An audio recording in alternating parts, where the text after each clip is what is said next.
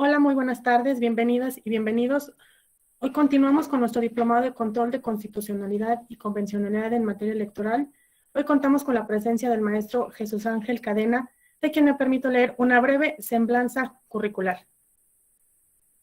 El maestro Jesús Ángel Cadena es licenciado en Derecho y maestro en Derecho Constitucional y Derechos Humanos con mención honorífica por la UNAM, y cuenta con 3 especialidades en Justicia Constitucional y Derechos Fundamentales en universidades de Europa.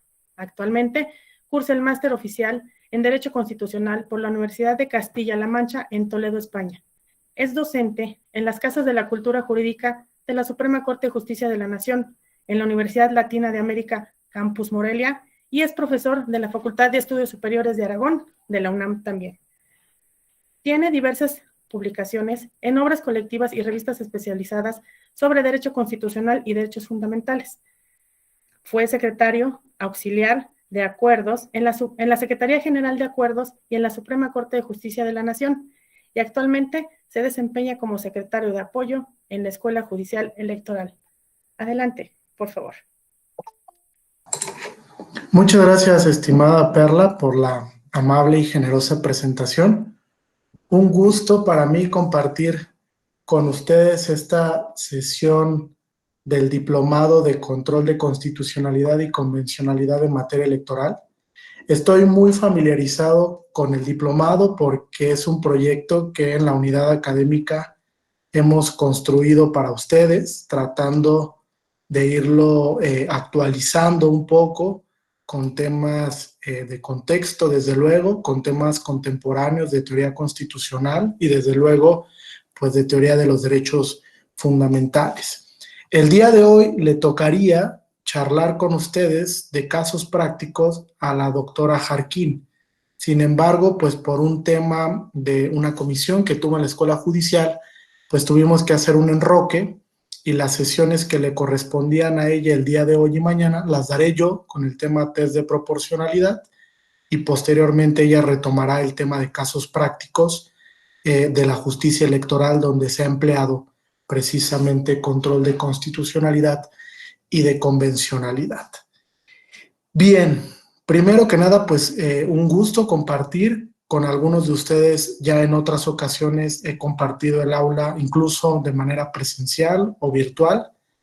Me da mucho gusto que hayan tenido la oportunidad de inscribirse a este diplomado, y les voy a proponer una metodología para las 2 sesiones, ¿vale? Son 4 temas que yo he ubicado como medulares para poder hablar de test de proporcionalidad, ¿vale? Es un tema ríspido, es un tema cuestionado hasta cierto punto sobre la legitimación que tienen los órganos jurisdiccionales cuando emplean este tipo de metodologías. Es un tema de derecho constitucional contemporáneo, desde luego, que se aborda desde diferentes perspectivas o filosofías del derecho, desde la perspectiva del profesor Robert Alexy, que es uno de los creadores del test, desde la perspectiva del Tribunal Federal Constitucional Alemán, que es uno de los tribunales constitucionales que mejor ha abordado y diseñado el test de proporcionalidad, desde la perspectiva, desde luego, del profesor Ronald Dworkin, desde la perspectiva de la escuela alicantiana del pospositivismo jurídico, que también es uno de los creyentes muy férreos sobre la posibilidad de ocupar esta metodología, y desde luego también existen otros que cuestionan la legitimación del método, ¿no? Sobre todo porque hay un uso un tanto discrecional de la justicia, sobre todo constitucional, cuando emplean este tipo de metodologías. Pero bueno, vamos a dejar para la parte final las críticas, ¿no? Para ver cómo se ha empleado el test, cómo cada órgano jurisdiccional de naturaleza constitucional pues ha tratado de darle algunas notas distintivas, y les adelanto desde ahorita, ¿no? Una metodología única para girar el test no existe.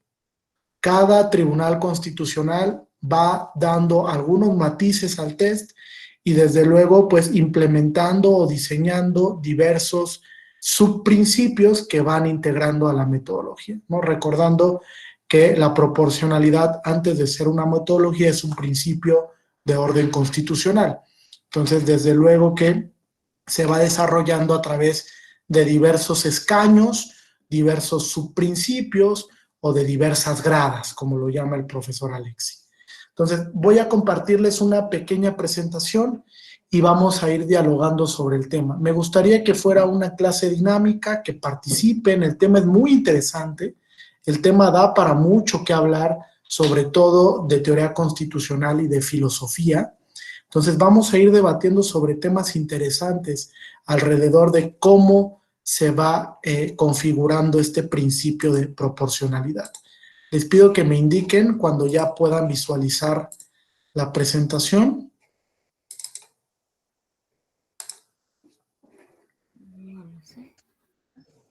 Ya se ve, ¿verdad? Sí, perfecto. Buen tamaño, la alcanzan a visualizar bien, le modifico algo. ¿Se ve perfecto? Bien, gracias, Dani. Bien, entonces, fíjense, modifiqué un poco el tema porque creo que antes de hablar de test de proporcionalidad hay que hablar de contenido esencial. Si no hablamos de contenido esencial de los derechos fundamentales, no vamos a entender para qué nos sirve el test de proporcionalidad. Entonces, antes de abordar la metodología, los pasos, cómo lo ha acuñado la Sala Superior y cómo es que lo ha empleado a través de diversos casos en concreto cuando realiza control difuso, antes de eso hay que ver cuál es la filosofía que hay detrás del test de proporcionalidad. Y sobre todo la filosofía que engloba a los derechos fundamentales como principios que desde luego son optimizables, ¿no? Vamos a entrar ahí a un debate sobre si puede existir algún derecho que pudiese ser absoluto y que desde luego esa cobertura integral que le respalda pues no permitiría el ingreso o la configuración de alguna restricción por parte del legislador democrático, o si no existen los derechos absolutos, ¿no? Porque la teoría contemporánea de los derechos fundamentales, pues vista desde la perspectiva alexiana, nos dice que los derechos absolutos pues no existen. Vamos a ver si esto es cierto o no, ¿no? También es cierto generar algunos matices o cuestionar algunas posiciones filosóficas al respecto. Entonces, ¿cuál es la metodología que les propongo? Fíjense, primero vamos a hablar de las constituciones rematerializadas. Hay dos fenómenos que son muy importantes de los que vamos a charlar. Uno es la internacionalización del derecho constitucional y otro es la constitucionalización de las normas de fuente internacional. Son dos fenómenos diferentes que se dan prácticamente en un mismo contexto cuando culmina la Segunda Guerra Mundial, es decir, en el periodo de posguerra. Después vamos a hablar, y ahora sí, del contenido esencial. Hay tres teorías que abordan el contenido esencial de los derechos. ¿Cuál es la que más se ajusta al contexto contemporáneo de protección de los derechos y cómo es que se ha acuñado o abordado en el sistema jurídico mexicano? Después hablaremos de la tipología de las restricciones, qué tipo de restricciones existen, quién las configura, cómo se crean, etcétera, para finalmente ya hablar en sí mismo de la metodología y ahí abordaremos algunos casos de Sala Superior que en este último proceso electoral pues resultaron emblemáticos por la caracterización del test y desde luego por la relevancia del tema, ¿no? Son leading case donde la Sala Superior ha decidido emplear esta metodología. Vamos adelante. ¿Hay alguna duda o pregunta hasta aquí? ¿No? Perfecto. Bien, el nuevo constitucionalismo. Fíjense, hay un texto que recientemente se publicó, de hecho hace un par de semanas, que me tocó reseñar de la profesora Ana Micaela Alterio, que se llama El neoconstitucionalismo y las particularidades en América Latina, es decir, el nuevo constitucionalismo que se vive en la actualidad en América Latina.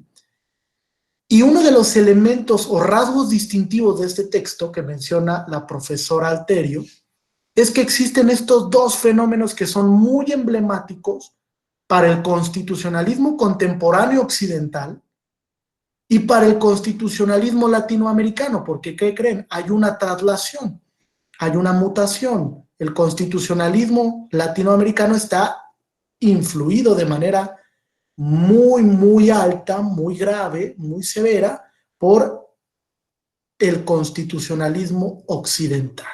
Es decir, tenemos un sistema de pertenencia o familiarización muy estrecho con la figura en Occidente.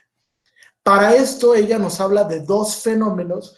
Incluso el profesor Eduardo Ferrer MacGregor ya había intentado definir, intentado otorgar una noción sobre el tema. El primero es la internacionalización del derecho constitucional. Situémonos en el contexto. Viene el periodo de posguerra, 1946-1947, donde los estados empiezan a repensar la dinámica de protección de los derechos humanos y sobre todo del principio de dignidad humana, ¿no? Que digamos fue la base sobre la que se creó la Declaración Universal de los Derechos Humanos, esa protección de la dignidad como principio a partir del cual se configuran los derechos humanos y que establece precisamente que no puede haber jerarquización entre los derechos. Es decir, los derechos en abstracto pesan lo mismo. Los derechos en abstracto pesan lo mismo. Es una de las premisas de construcción filosófica o jus filosófica de los derechos a partir del contexto occidental. Esta internacionalización, fíjense, denotó, fue el punto de inflexión para que se comenzaran a construir nuevas constituciones. Tenemos la Constitución alemana de 1946, tenemos la Constitución italiana de 1947, la Constitución española de 1978, y esa serie de fenómenos de nuevas constituciones que el profesor Prieto Sanchis le llama constituciones rematerializadas, ese fenómeno se traslada al contexto latinoamericano. Y entonces en Latinoamérica, por ejemplo, en 1991 viene la Constitución colombiana. En 1993 viene la Constitución peruana. En 1994 la Constitución venezolana. En el 2003 la Constitución ecuatoriana. En el 2011 viene una reforma muy importante en el sistema jurídico mexicano para rematerializar la Constitución, que yo le he llamado cambio constitucional. Es todo un cambio eso, representó más que una reforma, un cambio para la estructura de los derechos y para la consolidación de las garantías constitucionales, tanto garantías primarias como garantías de orden constitucional, jurisdiccional, como el juicio de amparo, ¿no? O la acción de inconstitucionalidad. Entonces, este fenómeno de internacionalización que tuvo por efecto que los tratados internacionales que se crearon en el periodo de posguerra repercutieran en la construcción de nuevas constituciones, nuevos catálogos, nueva redefinición de los derechos, establecimiento de nuevas garantías jurisdiccionales para proteger esos derechos e incluso el establecimiento de dos principios que son fundamentales. Fíjense, el primero, fuerza normativa. ¿Cómo es que la Constitución adquiere fuerza normativa para colocarse como norma superior que vincule al quehacer institucional, al quehacer de los poderes públicos? ¿Qué quiere decir? Que con el simple hecho de que un derecho esté reconocido en la Constitución basta para que se vuelva exigible. Y en ese momento el ciudadano ante una vulneración pues pueda concurrir ante una instancia jurisdiccional para judicializar el derecho. Ese principio de fuerza normativa es indispensable en el contexto contemporáneo. Adquiere una redimensión muy importante, fortalece el contenido constitucional y se debe a este primer fenómeno de internacionalización. Y el segundo principio, que es muy importante, es el de desplegado erga omnes de los derechos, ¿no? Los derechos no solo son oponibles a los poderes públicos, como se pensó en el Estado liberal, sino que también son oponibles a las relaciones entre particulares. A eso le llamamos doble eficacia de los derechos fundamentales. Fíjense lo que dice Ricardo Guastini aquí, algo muy importante. Dice Guastini, reflexionando sobre el tema escéptico de los derechos, dice, en el Estado constitucional actual, resultaría algo impensable, algo poco lógico, fíjate, Michelle, que se protejan los derechos frente a las autoridades y se dejen sin protección frente a los actos de particulares. Es algo ilógico, dice Guastini. ¿Por qué? Porque los particulares también violan derechos de otros particulares. ¿En qué tipo de relaciones? En las relaciones de coordinación. Y entonces dice, el hecho de que los derechos gocen de eficacia erga omnes es lo que los coloca como normas sustantivas de contenido objetivo. No solo como derechos subjetivos, fíjense, sino como normas objetivas que despliegan sus efectos en cualquier relación jurídica. Y ese tema es de contexto contemporáneo. Los derechos despliegan sus efectos en cualquier relación jurídica. Eso no es otra cosa que la teoría que construye el Tribunal Federal Constitucional Alemán y Diepperdey en su momento sobre la Drittwirkung o la eficacia horizontal de los derechos fundamentales. Entonces, ese fenómeno que se da, pues se debe en un primer momento a esa internacionalización. Pero digamos que no concluyó allí el proceso de confección de las constituciones. Después vino otro más, que digamos fue un plus para la construcción y consolidación de los derechos fundamentales. Y es la constitucionalización del derecho internacional. Fíjense, y cito, la Suprema Corte, cuando resuelve la contradicción de tesis 293 del 2011, estableció que ese cambio constitucional del 2011, de 10 de junio del 2011, generó una apertura para, fíjense, dice la Corte, para la consolidación de los catálogos de derechos fundamentales en el sistema jurídico mexicano. Es decir, la apertura al derecho internacional de los derechos humanos terminó prácticamente de configurar el contenido sustantivo de la Constitución. ¿Y por qué digo prácticamente? Me dirá Daniel o me dirá José Luis. Porque el reconocimiento de derechos, ¿qué creen? No se acaba en el contenido constitucional y tampoco se acaba en el contenido de las normas de fuente internacional. Porque incluso existe la posibilidad de configurar derechos vía interpretación. Algo que Carlos Bernal Pulido llama la creación de nuevos derechos. Es decir, derechos que crean los jueces, fíjense. Esa noción creadora que tienen, esa concepción creadora que tienen los jueces, se debe precisamente a intentar establecer una nueva posición de la justicia constitucional dentro de la democracia. Dentro de la democracia. Sí, parte del activismo, Daniel. Pero más allá del activismo, fíjate, hay un tema de interpretación creativa o interpretación que llama el profesor Guastini contextual, interpretación de contexto. ¿Qué quiere decir? Las exigencias sociales, Daniel, le van obligando a la justicia constitucional o a dotar de mayor contenido a los derechos o a crear nuevos derechos. Y hay muchos ejemplos de esto. Les pongo un par, fíjense, la Suprema Corte configuró en el año 2016 el derecho a un nivel de vida adecuado.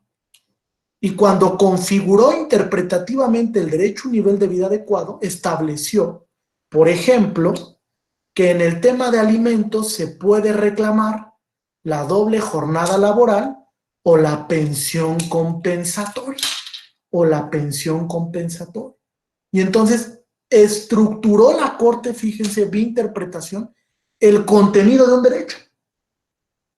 La Corte lo está haciendo, fíjense qué tema filosófico, qué tema, desde luego, de dogmática de los derechos más importantes. Cómo un tribunal está configurando contenido esencial de los derechos, ¿no? Interesante. Les pongo un ejemplo más. El derecho a una vida independiente. Si ustedes acuden al contenido constitucional, nunca van a encontrar el derecho a una vida independiente. Es un derecho que la Corte configuró vía interpretación. en un precedente, en un amparo en revisión, 1359 del 2015, donde determinó la inconstitucionalidad del estado de interdicción. Ahí la Corte dijo, ¿saben qué? El estado de interdicción es inconstitucional porque viola el principio de igualdad y también es inconvencional, porque viola la Convención de los Derechos de las Personas con Discapacidad. Y en el momento en el que resuelve ese tema de constitucionalidad propiamente dicho, la Corte configura un derecho, fíjense, el derecho a una vida independiente, y lo estructura. La Corte le da contenido en la sentencia, dice el derecho a una vida independiente es, y ahí es cuando le dota de contenido esencial. Qué tema más interesante, cómo se van configurando derechos a través de las interpretaciones. La interpretación judicial de la Constitución en la actualidad, dice Néstor Pedro Sagüez, juega el papel más relevante para las democracias constitucionales. El más importante. La interpretación judicial se ha vuelto una herramienta para la consolidación de los derechos. ¿Cómo ven? Y entonces este fenómeno de constitucionalización, sí, desde luego, nos pone otro ejemplo, bueno, no sé quién es, ¿no? Porque me aparece otro nombre. El libre desarrollo de la personalidad, ¿no? Que la Corte configura en 2006, imagínense. Con una sentencia de 2006, la Corte habló por primera vez del libre desarrollo de la personalidad, Violeta. Y es un derecho que a la fecha no se ha constitucionalizado de manera explícita, y eso sí lo particularizo, porque el hecho de que un derecho se configure a través de una sentencia, con eso basta para que se constitucionalice el derecho, ¿eh? Con eso basta. Y para que se vuelva exigible, desde luego. Solo que la incorporación vía Constitución no es explícita, sino es implícita. Lo mismo pasa con las normas de fuente internacional que prima facie reconocen derechos. No hay una constitucionalización explícita, es una constitucionalización implícita, porque entraron en un proceso, dice José Luis Caballero, de constitucionalización. Las normas de fuente internacional, ¿qué creen? Se constitucionalizaron. Y a partir de ahí se configura un bloque de constitucionalidad que tiene dos rasgos distintivos, ¿no? El bloque de constitucionalidad en un sentido estricto, donde está la Constitución, donde están las normas de derechos humanos de fuente internacional, y el bloque interpretado, ¿no? Donde se le suma, por ejemplo, estos casos que yo le pongo, donde la Corte ha configurado derechos y los dota de contenido constitucional. Es decir, los arroja al contenido constitucional, están en la Constitución, son parte de la Constitución. Entonces, ese bloque interpretado, la Suprema Corte le ha llamado parámetro de control de regularidad constitucional, donde dice, adicionalmente a la Constitución y a las normas de derechos humanos de fuente internacional, se le suman las interpretaciones sustantivas de la Suprema Corte, como estos ejemplos, y las interpretaciones de la Corte Interamericana de Derechos Humanos, que también configura derechos. Es decir, la Corte Interamericana también es creadora de derechos humanos. Por ejemplo, en el caso del derecho a la identidad. La Corte ha sido quien ha configurado de mejor manera el derecho a la identidad en el sistema interamericano y lo ha trasladado a los sistemas nacionales por la vinculación que se tiene frente al sistema interamericano y porque se ha aceptado la competencia contenciosa de la Corte Interamericana. Entonces, fíjense, es un listado, Elena, no taxativo, ¿no? Lo vamos moldeando, por así decirlo. Vamos incorporando nuevos derechos, vamos dotando a otros de nuevo contenido porque los vamos actualizando, vamos haciendo ejercicios interpretativos para que los derechos vayan evolucionando de manera progresiva e incluso tenemos la posibilidad de crear derechos vía interpretación. ¿Vale? Hay un texto de Carlos Bernal Pulido que se llama Los derechos no enumerados, se los recomiendo. Denle una lectura para que vean de dónde se legitimación para la construcción de derechos vía interpretación. De hecho, estamos preparando en la Universidad Iberoamericana un congreso internacional donde solo vamos a hablar de esto, de creación de derechos vía interpretación, ¿no? Y la Corte, de un análisis que yo he hecho, la Corte ha configurado por lo menos en la 10ª y 11ª época, fíjense, por lo menos ha configurado 7 nuevos derechos vía interpretación, 7. Derechos que no están de manera explícita en la Constitución o en una norma internacional, sino que la Corte, a partir del contexto, interpretación contextual, ha establecido que las exigencias sociales indican que debemos de reconocer estos derechos, ¿correcto? El nombre del texto, Arturo, es Los derechos no enumerados, de Carlos Bernal Pulido. ¿Vale? Noemí, adelante. Buenas tardes, doctor. Disculpe la interrupción. Nada No, más, le quería preguntar que cuál es su opinión, tomando en cuenta que desde la reforma de 2011, ya ahora hablamos del reconocimiento de los derechos, y cuando luego hablamos de creación de derechos, ¿sí? O sea, ¿cómo compaginamos esta concepción? No sé, me hace un poquito de ruido. Interesante, fíjate, y podríamos hablar de mutación, que es algo todavía que requiere de un debate filosófico importante, ¿no? Fíjate. Y lo voy a decir desde un contexto que no me gusta, pero creo que es acertado, de los alemanes. Los alemanes nos dicen, hay reconocimiento, fíjense, cuando el legislador, ya sea como legislador democrático ordinario o como poder reformador de la Constitución, dota de contenido al derecho. Ese es un reconocimiento, porque el legislador tiene per se legitimación democrática, ¿no? Que adquiere a través de la democracia de tipo representativo, ¿no? Yo lo elijo, él va y me representa, y con base en esa representación me reconoce derechos, ¿no? Derechos que, pues previamente, a lo mejor estaban adjudicados por un contexto del jus naturalismo, pero que necesitaban esa carga de positivación o constitucionalización, ¿no? Para que ahora sí se vuelvan exigibles frente a la autoridad. Pero los alemanes dicen, no acaba ahí, porque también existe la posibilidad de interpretación constitucional de naturaleza jurisdiccional. Y es ahí cuando se da el ámbito creativo. El juez deja de ser un mero legislador negativo que anula normas contrarias a la Constitución o actos contrarios a la Constitución para configurarse en un legislador ahora positivo, ¿no? Y el tema, me dirá Noemí, ¿y la legitimación dónde está? ¿No? La legitimación es un tema muy importante que ha traído muchos debates frente al argumento contramayoritario. Y yo les podría decir, la legitimación está porque la democracia no acaba en el acto representativo. También hay una democracia deliberativa, donde los órganos, como los tribunales constitucionales, deliberan casos. Y esos casos deliberativos, con una connotación evidentemente democrática, pues les faculta para llegar a eso, a una posición creadora. Ahora, los alemanes dicen, la posición creadora es una posición interpretativa, ¿eh? Solamente están interpretando la norma. Y con base en la posibilidad interpretativa, pues eso les da para crear algún derecho, ¿no? Porque el legislador a veces, pues, tiene un retraso, ¿no? Se retarda en la configuración de derechos, y entonces viene el juez y dice, ¿sabes qué? Me lo está exigiendo un caso en concreto. Tengo que crear el derecho para garantizar la protección en ese caso en concreto. Y entonces de ahí viene la legitimación, precisamente del contexto deliberativo. Hay un libro del profesor Jorge Roa que se llama El constitucionalismo deliberativo.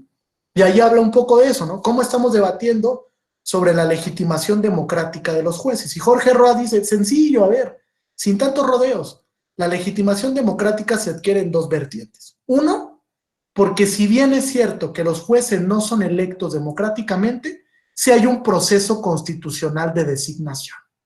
Y al final son los parlamentos los que designan en su mayoría a esos jueces, que van a integrar un tribunal, una corte suprema, una corte constitucional. Y segundo, porque ¿qué creen? Pues la democracia, ¿quién ha dicho que se acaba en el tema representativo? Nadie. Es más, a la fecha nadie podría sostener que la democracia solo es un acto representativo. Y dice Jorge Roa, también es un acto deliberativo. Incluso pensar en la democracia sobre el acto representativo solamente es vaciarla de contenido. No nos serviría para mucho la democracia pensada así. Entonces dice, también la democracia tiene un tinte deliberativo, y ahí es donde entran los jueces, que van a deliberar casos, que van a emitir sentencias que los van a legitimar. Y esa legitimación, Noemí, pues puede llevar a la creación de un derecho. Entonces, reconocimiento no es lo mismo que creación. Ahora, si quieren hablar de mutación, pues don Néstor Pedro Sagüez tiene un texto que se llama Interpretación Constitucional, donde habla de mutación. Y dice, no es lo mismo interpretar que generar una mutación a la Constitución. Y a mí me parece que cuando hablamos de nuevos derechos, vamos más allá de la interpretación, ¿no creen? O sea, porque la Corte está dando un nuevo contenido, algo que no existe en la Constitución. Y entonces ya no solo le está interpretando, está mutando el contenido constitucional, lo está cambiando para dotarlo de algo nuevo, de un significado que no estaba ahí. Entonces, podríamos distinguir entre interpretar, interpretación constitucional, y mutación constitucional, ¿no? Si lo ponemos desde dos posturas filosóficas, fíjate, Noemí, Peter Haber le diría interpretación y mutación es lo mismo, y Néstor Pedro Sagüez diría interpretación y mutación son cosas totalmente diferentes, ¿no? Depende del contexto filosófico en el que lo estemos viendo. No sé si con eso quedó solventada la duda. Gracias, doctor. Gracias. Perfecto. No, pues es un tema muy, muy interesante, ¿eh?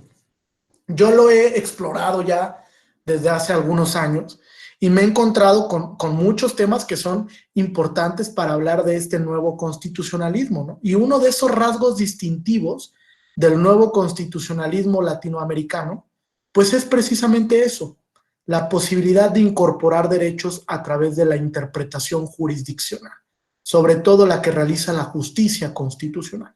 Es un rasgo que en su momento ni siquiera le pasó por la cabeza al profesor Kelsen, ¿no? Ni siquiera, porque Kelsen hasta cierto punto tenía una formación positivista muy rígida, ¿no?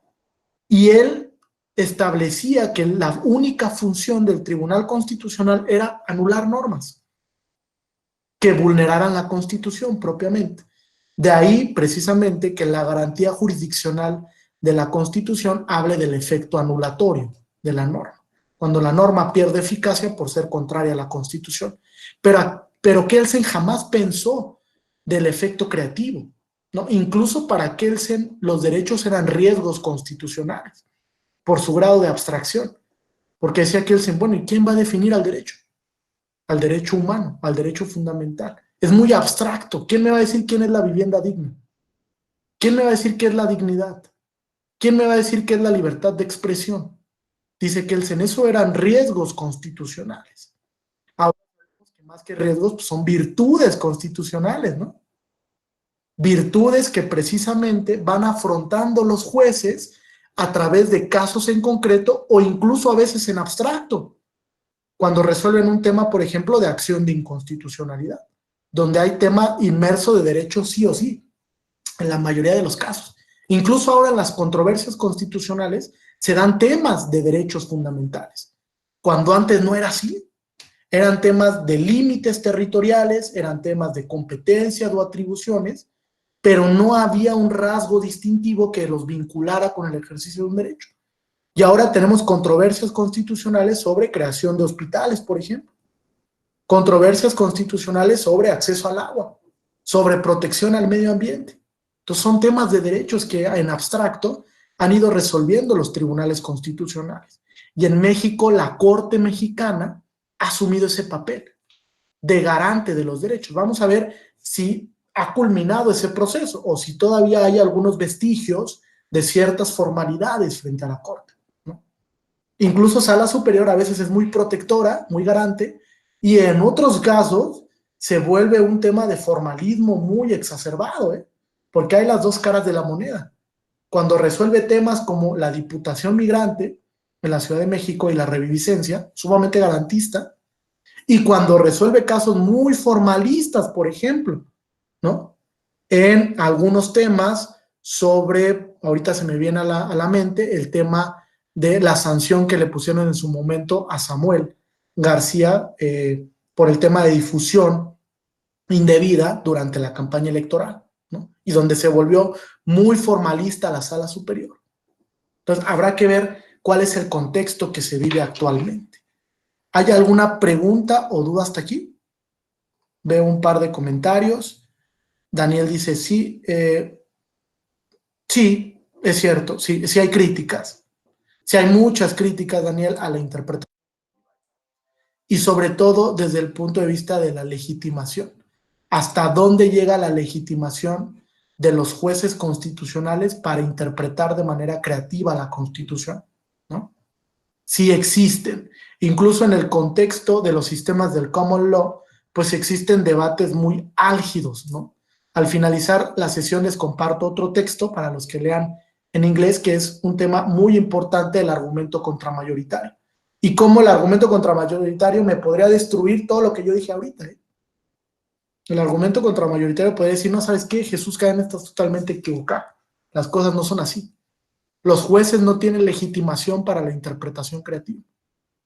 El juez, primero, no tiene legitimación democrática. Y segundo, el dotarle de contenido, fíjate, Salma, esto, el posibilitarle a un juez que más allá de anular una norma, cree una norma, imagínate, eso para el argumento contramayoritario es un exceso. Se dice, ¿cómo crees? Pues para eso está el legislador, ¿no? Respetemos los check and balance. Quien crea las normas son los legisladores, quien aplica las normas jurisdiccionalmente son los jueces. Pero no puede un juez venirme a configurar un derecho, ¿no? Sin embargo, la realidad es otra. La Corte lo ha hecho, por eso yo abro la posibilidad del debate, de que sí se creen derechos a partir de la interpretación. Y que esos derechos, Cristian, son exigibles, ¿eh? Con la misma exigibilidad que una norma de reconocimiento explícito. La mismita. Yo puedo ir a judicializar hoy por hoy, y díganme si no, el derecho a un nivel de vida adecuado. Las mujeres pueden ir a exigir ese derecho a través de la pensión compensatoria o la doble jornada laboral. Hoy por hoy es un derecho que no está de manera expresa en la Constitución, ¿eh? Es un derecho cuyo contenido esencial lo creó la Corte a través de una resolución, a través de una sentencia, que desde luego es una sentencia interpretativa, ¿no? O mutativa, si lo quieren ver así. ¿Correcto? ¿Alguna duda o pregunta hasta aquí? ¿No? Sí, Daniel, adelante. Maestro, una duda. Comentabas al inicio que, sí es cierto, cuando hay una participación de la Corte en algún derecho que no esté, pero que en la Constitución de manera explícita, pero que en razón de del estudio del contexto pueda crear una norma en específico, pero comentabas de que va más allá de la interpretación. Pero no sé si pudieras matizar un poquito, porque como esta parte final, como lo dijiste, parte de la interpretación, es decir, tiene elementos que están establecidos en la Constitución, principios, valores democráticos, de donde de una u otra manera la decisión se agarra, ¿no? Vamos a decir, con las uñas, para poder tener esa legitimación normativa y tener plena validez, ¿no? en el sistema jurídico mexicano. Más o menos hablar un poquito, tú que tienes todo este conocimiento, de matizar este tema, ¿no? Fíjate, aquí, ¿qué pregunta más interesante? Porque hay dos posiciones, Daniel, ¿no? Una, en donde se dice, la creación de un derecho está respaldada por el propio contenido constitucional. Por ejemplo, la Corte ha dicho, bueno, es que el libre desarrollo de la personalidad es una libertad residual que se desprende de otras, ¿no? Como la libertad de expresión, como la libertad de circulación, etcétera, ¿no? Pero también hay otra posición que asume que la creación de un derecho a veces se desvincula del contenido constitucional. Es decir, no tiene fundamento para crear ese derecho. Y la Corte lo hace entonces a través del propio contexto. Visualiza un caso en concreto y con base en las exigencias del caso, como se da en este del derecho a un nivel de vida adecuado, la Corte determina es necesario configurar el contenido de ese derecho. Crear el derecho, no reconocerlo, fíjense. Crea el derecho. Obviamente que la consecuencia de la creación es el reconocimiento, ¿no? Porque se incorpora a rango constitucional del derecho. Pero hay dos posiciones. Fíjense, en una podríamos hablar de interpretación constitucional. Cuando el fundamento del derecho, pues como tú dices, se agarra con las uñas de la Constitución, ¿no? Cuando, digamos, hay una cierta vinculación para crear el contenido de ese nuevo derecho, que es un derecho autónomo, ¿eh? Ese nuevo derecho del contenido constitucional. Bueno, interpretando estos artículos podemos obtener este nuevo derecho. Y entonces ahí podríamos hablar de interpretación. Pero cuando el derecho no tiene ese fundamento constitucional, cuando la Corte de cero, configura el derecho y su contenido, pues creo que va más allá de la interpretación, ¿no? Porque la interpretación es dotar de contenido. Y aquí lo que está haciendo es crear el nuevo contenido a partir de algo que no estaba, pero que debería estar por la exigencia social. Y entonces podríamos decir, el matiz es que cuando no existe el fundamento para la creación del derecho, vamos más allá de la interpretación. Y entonces podríamos hablar de cambio, ¿no? De algo nuevo, es novedoso el criterio que está utilizando la Corte. Y con base en esa exigencia social, pues la Corte se vuelve un legislador creativo. Ahora aquí yo les pongo la pregunta, a lo mejor para el día de mañana, reflexionen. ¿Cuál es el límite a esa interpretación creativa? ¿Hasta dónde sí, hasta dónde no? ¿Hasta dónde hay la posibilidad de crear ese derecho y vincular, volverlo exigible, y hasta dónde podemos decir, a ver, ya? O sea, ya te estás pasando, ¿no? O sea, Tribunal Constitucional sí tienes una legitimación democrática, pero puede llegar hasta aquí. O es totalmente discrecional. El tribunal decide de manera autónoma hasta dónde llega y hasta dónde no. Incluso la Sala Superior lo ha hecho, ¿eh? O sea, la Sala Superior en algún momento se ha vuelto un legislador creativo que como que a veces no alcanzamos a dimensionar esa parte del constitucionalismo, digamos, equilibrado, sano, ¿no? Les pongo un ejemplo. Cuando se realiza la interpretación creativa, así en la sentencia sí lo dice, la interpretación creativa para que las personas en prisión preventiva puedan votar. Es una interpretación creativa, porque le dota de contenido al derecho al voto. No crea un nuevo derecho, pero sí expande el contenido del derecho. Y entonces vincula al Instituto Nacional Electoral para que cree un programa piloto para implementar el derecho a votar de ciertas personas privadas de la libertad, sectorizándolo, ¿no? En algunas entidades federativas. Pero no dialogó nunca con el legislador, ¿eh? Por lo menos no en la sentencia. En la sentencia nunca dialogó con el legislador federal, con el Congreso General, para precisamente generar ese constitucionalismo moderado. Respeto también las atribuciones que tiene el legislador y vamos a sentarnos a mesas de trabajo. Ya emití la sentencia, vengan ahora, vamos a dialogar.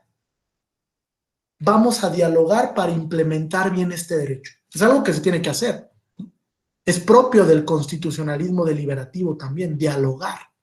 Generar acuerdos entre los poderes públicos para generar un beneficio de los derechos. Eso es algo que ha faltado un poco.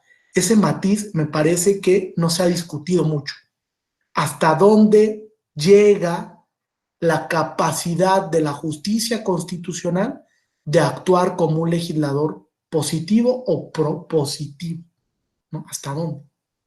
Sí, por ahí veo un comentario, sí, institucionalizar el diálogo. Sí, correcto, Jorge. Institucionalizarlo, ¿no? Decir, bueno, sí, ya lo hice, pero vamos a implementar bien la sentencia para que no sea una sentencia de papel, que se quede sin ejecución, porque pues para poco nos sirven ese tipo de sentencias, ¿no? A lo mejor está muy bonita, estructurada, interpretativamente hablando, pero si la sentencia no se cumple, si la sentencia no se ejecuta, ¿para qué nos sirvió esa sentencia? Ustedes digan. Pues para mucho no. O sea, el ser agente de cambio social implica, como tribunal constitucional, que la sentencia se cumpla, porque si no, no hay cambio social. ¿No? Les pongo un ejemplo de algo que no fue cambio social porque no se ha llevado a la práctica: el orden de los apellidos. La Corte hace más de 5 años resolvió el tema del orden de los apellidos. Y es una sentencia emblemática, por supuesto, súper emblemática para el principio de igualdad. ¿Pero qué creen? No se ha materializado. No ha habido un diálogo de la Corte, precisamente como Tribunal Constitucional, con los registros civiles, para decir, a ver, registros civiles, vamos a institucionalizar la sentencia. ¿Por qué no respetan el orden de los apellidos? ¿Por qué cuando llega Noemí y quiere poner primero su apellido antes que el paterno, ustedes no lo respetan? Entonces Noemí tiene que ir a un juicio de amparo tardado de 1 año, año y medio, para que se respete un derecho que se debería de garantizar desde la sede administrativa, porque no se institucionalizan las sentencias. No hay diálogo, no hay constitucionalismo moderado, donde yo pueda dialogar con las instituciones y crear un fin que nos va a beneficiar a todos, ¿no? Bien, ya me desahogué. Entonces, continuamos. Veo aquí algo de Atienza sobre el límite. Sí, Atienza habla mucho sobre la moral objetiva, Daniel, en efecto, y sobre precisamente pues ese deber que tiene el órgano jurisdiccional de situarse como un ente activo para la interpretación y para el beneficio, pero respetando ciertos límites con prudencia, ¿no? Y lo cierto es que a la fecha todo es discrecional, Daniel, y no me vas a dejar mentir. Es el propio juez el que fija sus límites, no es el legislador el que fije algún límite para la función jurisdiccional, que lo debería de hacer, ¿eh? En eso estoy totalmente de acuerdo. En un check and balance, el legislador tendría que tomar la batuta y decir, a ver, ahí va un límite, ¿no? Porque así lo hacen los jueces constitucionales, o díganme si no. Cuando resuelven casos, limitan la actividad de los poderes ejecutivos y de los poderes legislativos, ¿no? Dicen, oye, legislador, esta norma, ¿qué crees? Está mal diseñada, es inconstitucional. Te fijo un límite, se va la norma. Eso es fijar límites. Lo mismo se hace con los poderes ejecutivos. Ese acto de autoridad es inconstitucional, te fijo un límite. Pero ¿quién le fija límite a los jueces? ¿Quién? Qué pregunta más interesante de resolver en el constitucionalismo, ¿no? No la respondo porque les voy a dejar leer el texto de Micaela Alterio. Cómprenlo, de verdad. Es un muy buen texto. Muy buen texto. ¿Vale? Lo publicó apenas hace un par de semanas con Tirán Lo Blanche. Y habla precisamente también de esto, ¿no? ¿Quién le fija límite a los jueces? ¿Hasta dónde puede llegar el quehacer de los órganos jurisdiccionales? El límite, dice Mirna, el límite a la creatividad no sería la propia ley, a veces no, porque el juez va más allá del principio de legalidad, ¿no? Ferrayol incluso una vez el principio de legalidad. Dice, sí, los jueces tienen una base legal con la que deben actuar, pero van más allá, a veces de la base legal. ¿O dónde está la facultad para que el juez interprete creativamente? No existe. Es una legitimación autogenerada, donde el órgano jurisdiccional ha dicho, pues yo tengo legitimación para ser legislador creativo. Sí, ¿quién me ha dicho que no? Nadie. Salvo el argumento contramayoritario, me dirá LOL. Solo el argumento contramayoritario ha dicho no, no pueden llegar hasta allá. Pero también se cuestiona el argumento contramayoritario. La ética, ¿sí? La moral objetiva, me diría Daniel. Puede ser un límite. Pero bueno, es algo que se discute en la actualidad, ¿vale? Para eso son estos foros, precisamente para generar una discusión abierta sobre lo contextual que se ha vuelto el constitucionalismo en nuestros días. ¿Hay alguna duda o pregunta hasta aquí? Sí, adelante, Mirna. Hola, buenas tardes. Bueno, aquí me surge una duda, a lo mejor muy sencilla.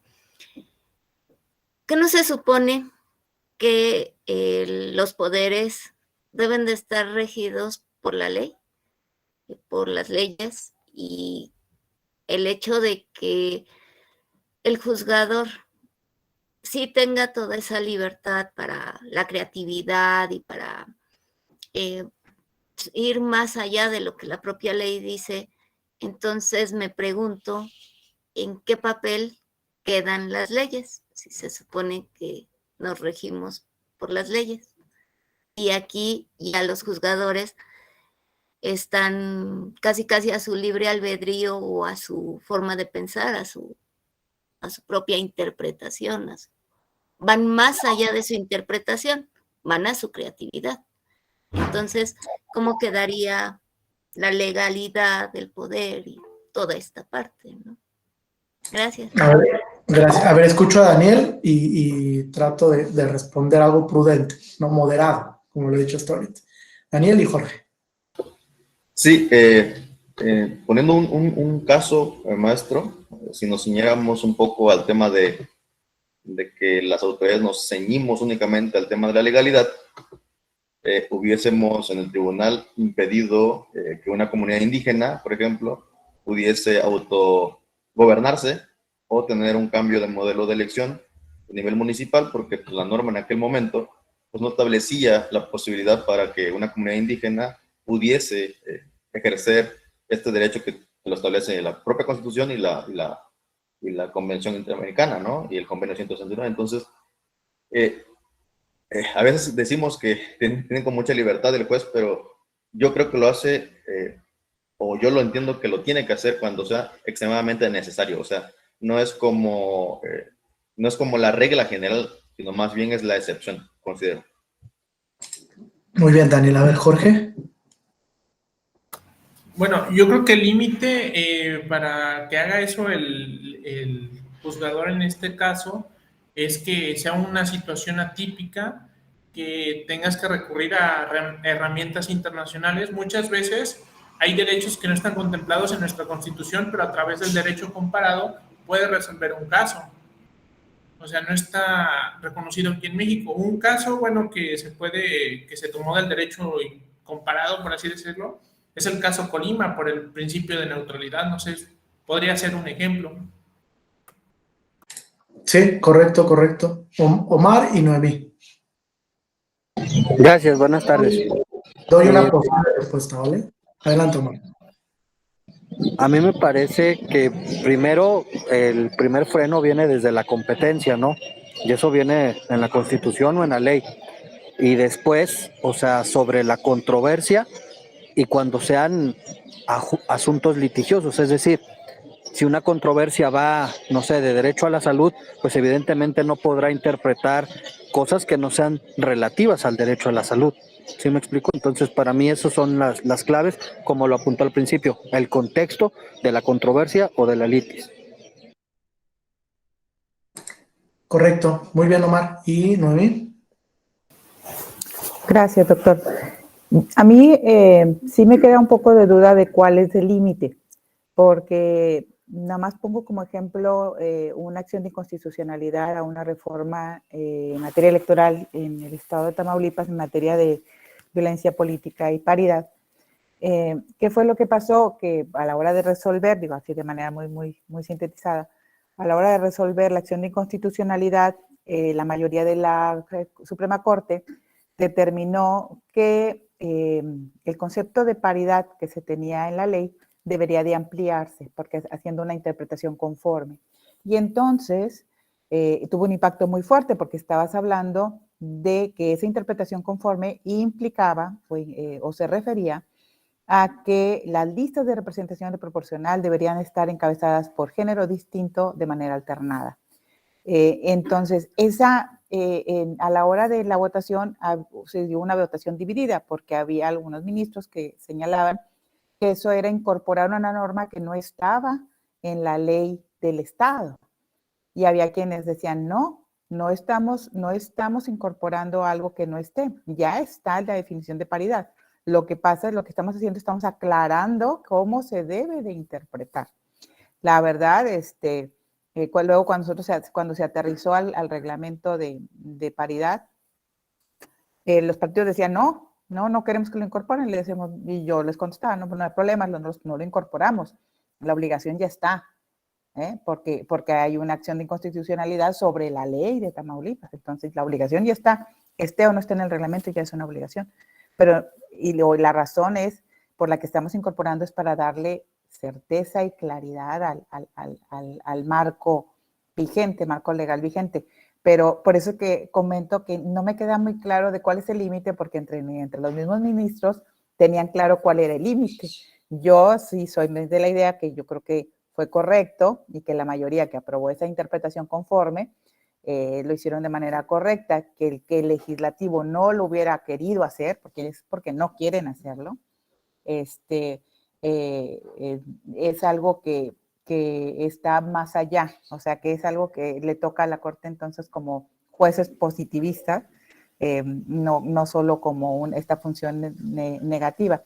Por eso, insisto, este límite como que todavía no queda muy claro. Gracias. Sí, fíjate, recapitulando el último comentario de Noemí, yo tampoco tengo claro el límite, ¿no? Yo creo que el límite tiene que estar a razón de la legitimidad de la sentencia. Si la sentencia tiene una legitimidad, entonces actuó correctamente el órgano jurisdiccional. Pero si la sentencia no tiene legitimidad, entonces me parece que sobrepasó los límites, ¿no? Creó algo de lo que no estaba posibilitado para hacer. Conozco bien ese tema de Tamaulipas porque incluso ahí la Corte dialogó también sobre el tema de la presunción de inocencia, ¿no?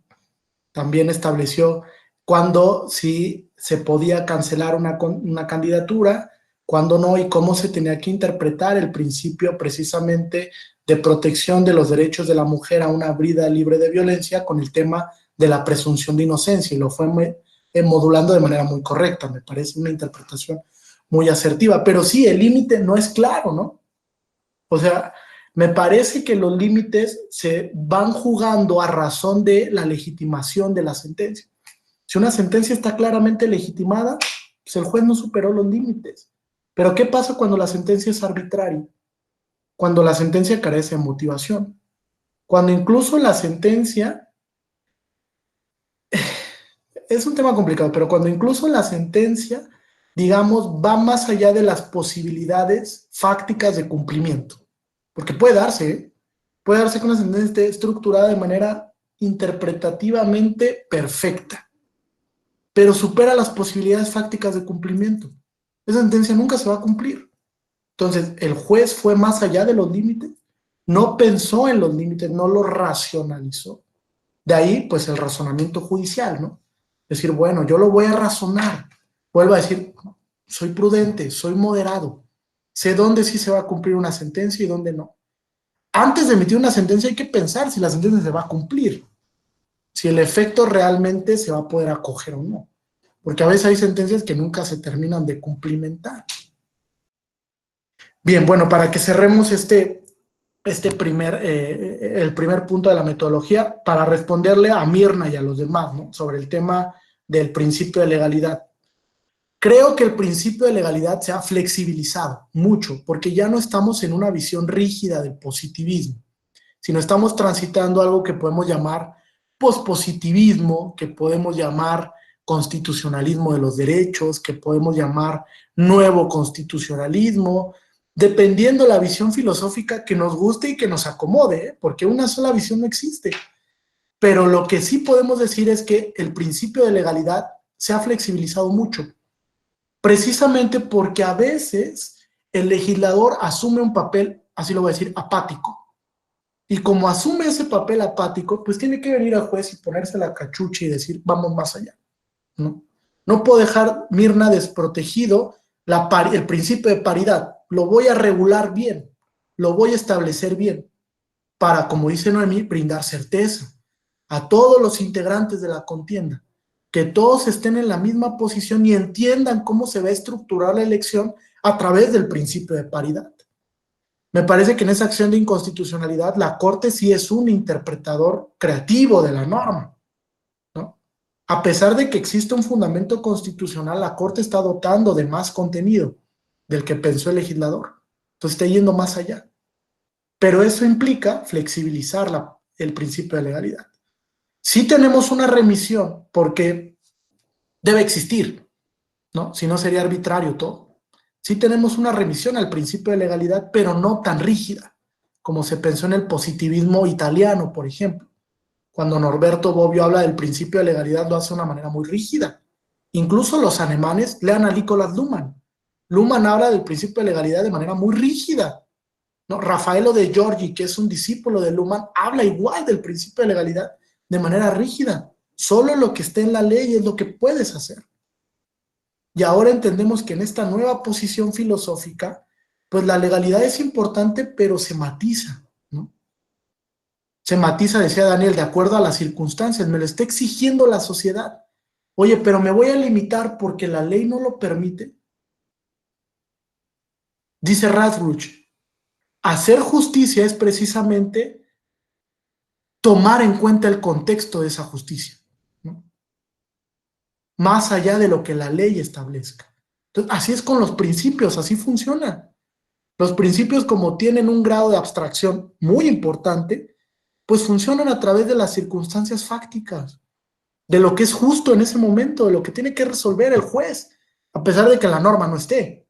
Lo tiene que hacer porque así va definiendo los contornos del principio, incluso estableciendo hasta dónde llega el principio, ¿no? Un tema de restricción, un tema de límites racionales y razonables para que no se haga un uso indebido de los principios, porque a veces pensamos que los principios se pueden desbordar así por el grado de abstracción que tienen, y no. También hay que establecer límites, porque prudencialmente eso le sirve a la dinámica de los principios. A veces no lo entendemos, pero sí sirve para la propia dinámica, ¿no? Carla.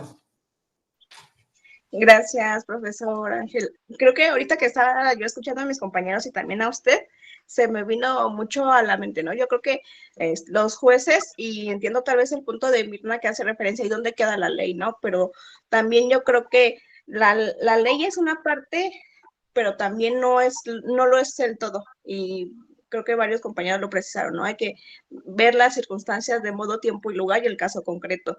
Y no sé, ahora sí que ahorita en lo que ustedes estaban explicando se me vino a la mente como el caso de cuando autorizaron la cuestión de la marihuana pero con ciertos estándares o límites, no recuerdo la verdad bien, la cuestión del aborto, ¿no? Que son circunstancias que tal vez no están en la ley bien establecidas cómo se debe de proceder, pero la Corte tiene que ir más allá para poder garantizar ahora sí que el acceso a la justicia en el caso concreto, ¿no? Que en ocasiones el caso concreto se generaliza, pero sí es como que ver, ahora sí que como refería, ¿no? Los límites del juzgador no se pueden detectar en qué están, porque puede haber juzgadores que dicen, conforme está la ley, es lo que yo hago.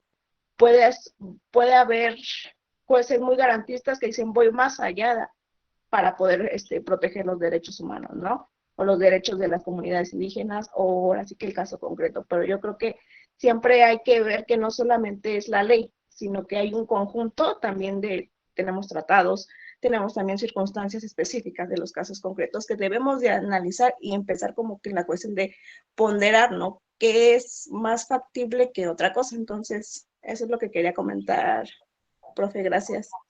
Muy bien, Carla. Jorge. Maestro, aquí no tendría un papel muy importante la justicia restaurativa. Porque, sí, desde luego que sí. He visto casos en procedimientos especiales sancionadores en donde como medida de reparación le solicitan a quien hizo la infracción que pues haga una disculpa pública, cuestión que no está contemplada en la ley, pero es una medida que restituye en parte sus derechos político-electorales. Fíjate, es un claro ejemplo de cómo ha evolucionado el contenido esencial de un derecho. El derecho a la reparación integral del daño es un derecho que se ha configurado interpretativamente por la Corte Interamericana de Derechos Humanos. Es el tribunal regional que mejor ha diseñado el contenido esencial de este derecho, a una reparación integral, y que ha establecido hay medidas alternativas que se pueden ir implementando por los estados para generar esta reparación integral, ¿no? Es un claro ejemplo de interpretación evolutiva, donde la Corte Interamericana ha dicho, reparación integral no se acaba con un restablecimiento en el goce del derecho, sino puede haber más, ¿no? Puede haber mecanismos alternativos para realmente garantizar la reparación integral. ¿no? Garantizar el contenido de ese derecho. Entonces es un muy buen ejemplo, la verdad, de interpretación evolutiva. Sí, Jorge.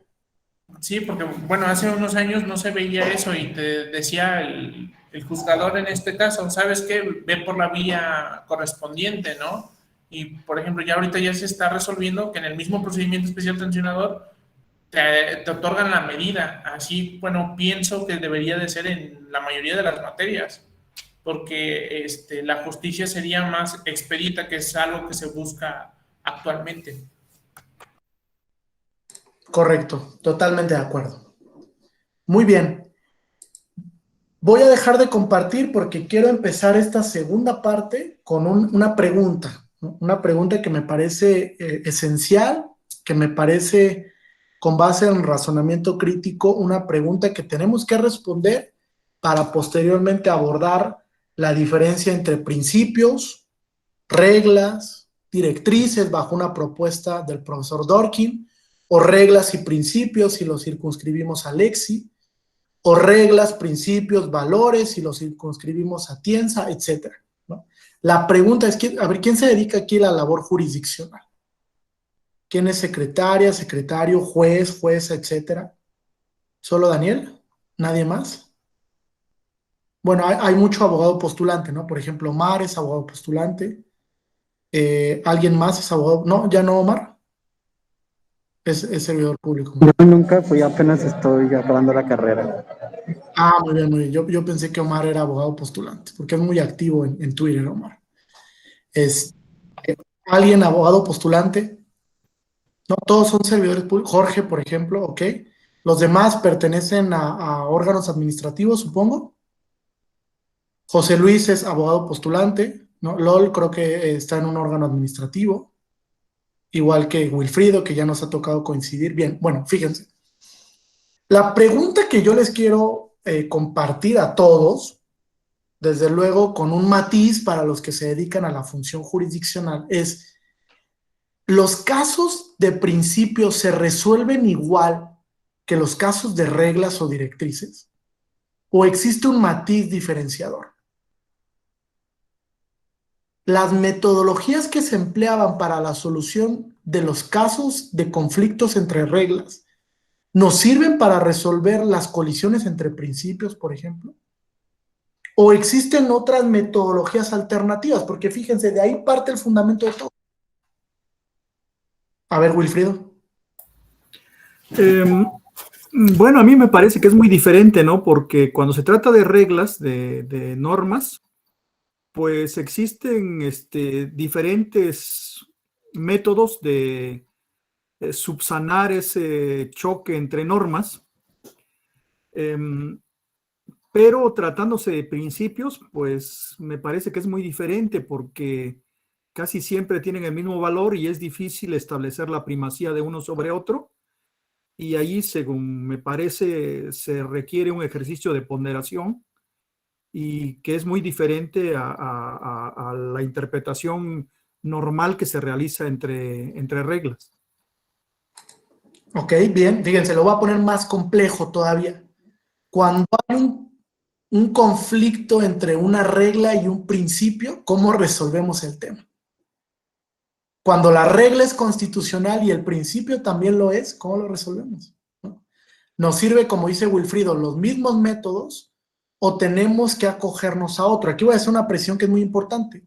Los principios no dejan de ser normas, ¿vale? Son normas principios, son normas reglas, solo que tienen una composición diferente.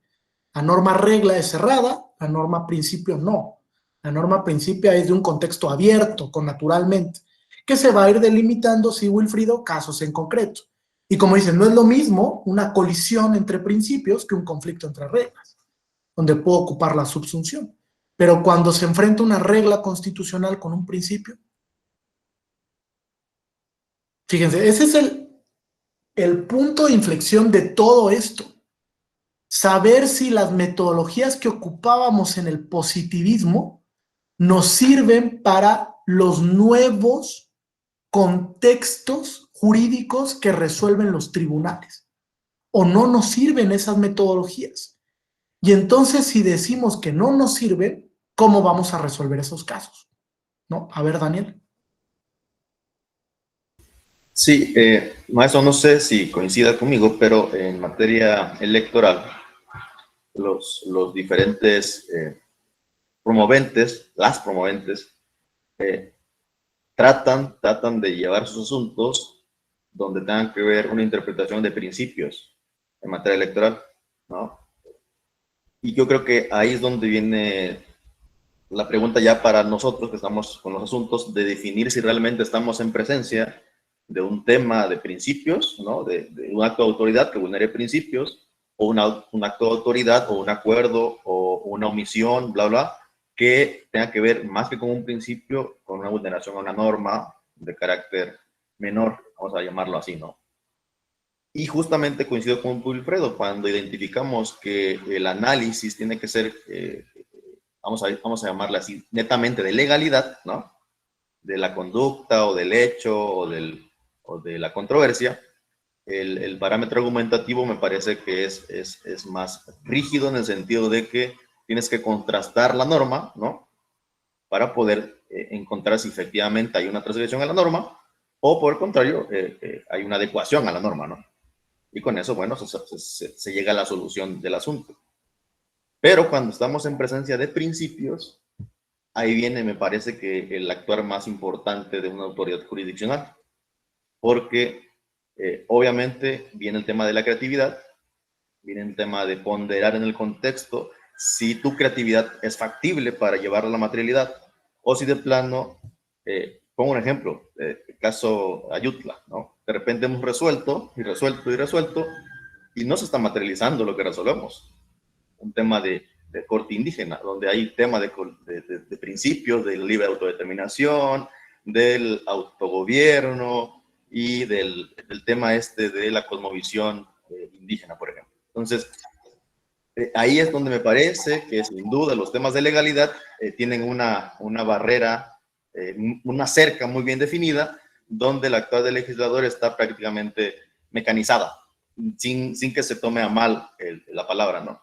Pero ya cuando es un tema de principios, que son muchos, y que son muchas interpretaciones, tanto de la Corte como la Sala Superior y las salas regionales, creo que ahí es donde, si bien es cierto, hay una amplitud, pero también una mayor y complejidad para llevar a la materialidad ya en los casos en concreto. Pero fíjate, ahorita les doy la palabra a los otros tres, solo quiero hacer un comentario aquí breve.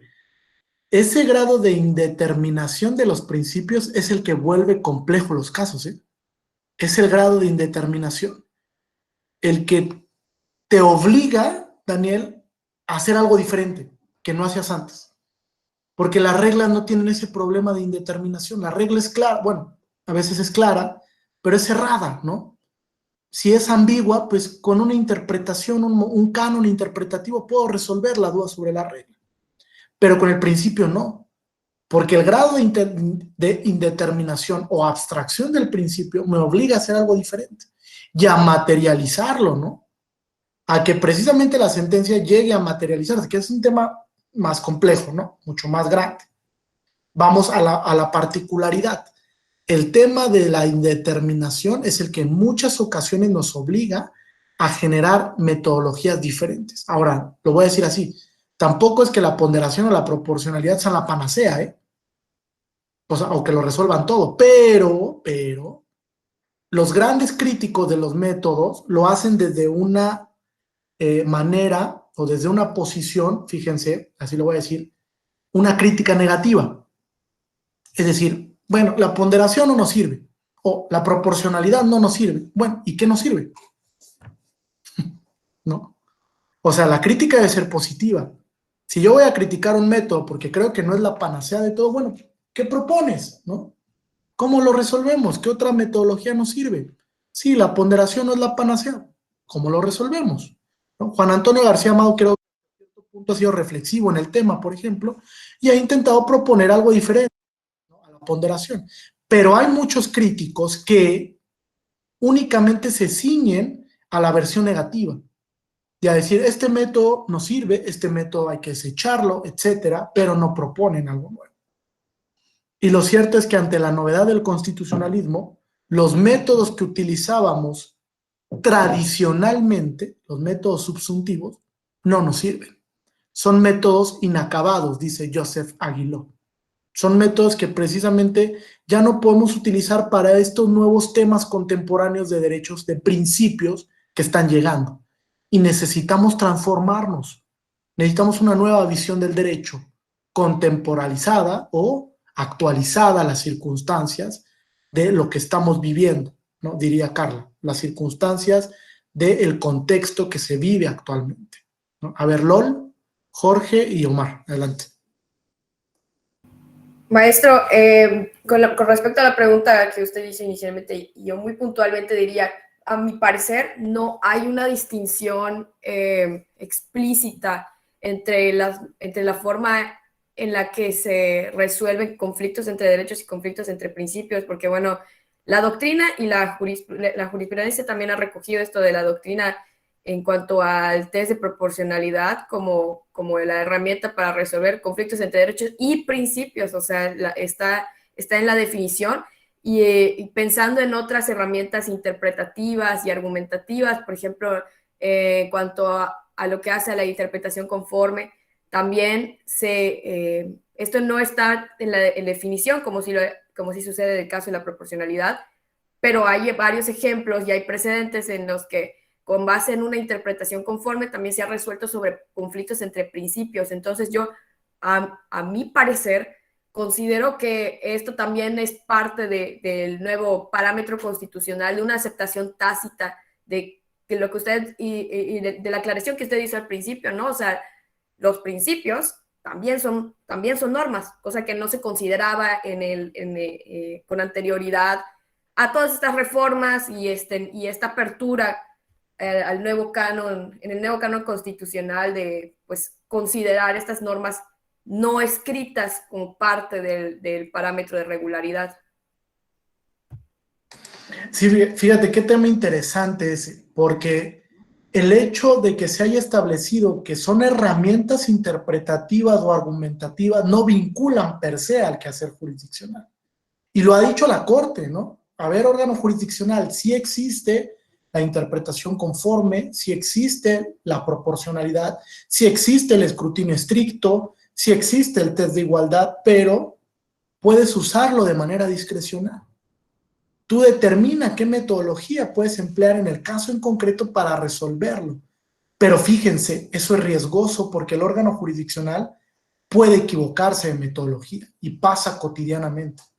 Yo he visto sentencias donde se giran test de proporcionalidad y no estamos frente a una restricción. Y dices, bueno, ¿y por qué giraron un test de proporcionalidad si aquí no hay una restricción general? Si es un tema de regulación.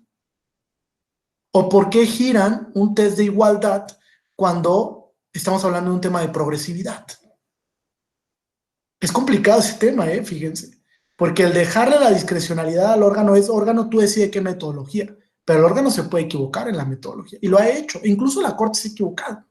Fíjense, les pongo un ejemplo. La Corte una vez se atrevió a hacer una interpretación conforme de una norma que era discriminatoria.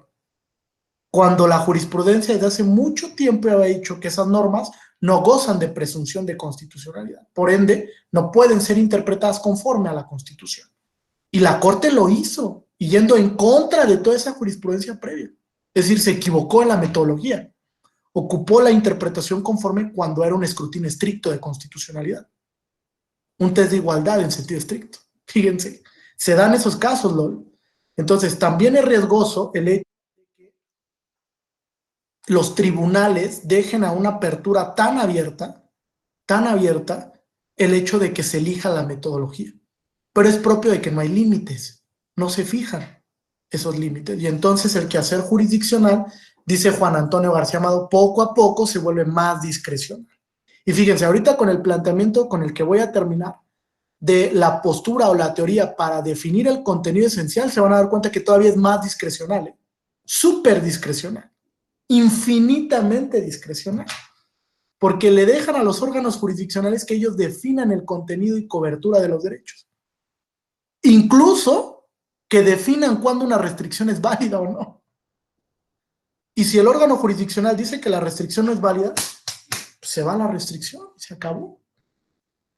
Entonces, es un tema importante de discusión, muy importante, sobre todo por cómo actúan los tribunales actualmente, porque tienen una posición, sí, lo voy a decir así, preferente ya.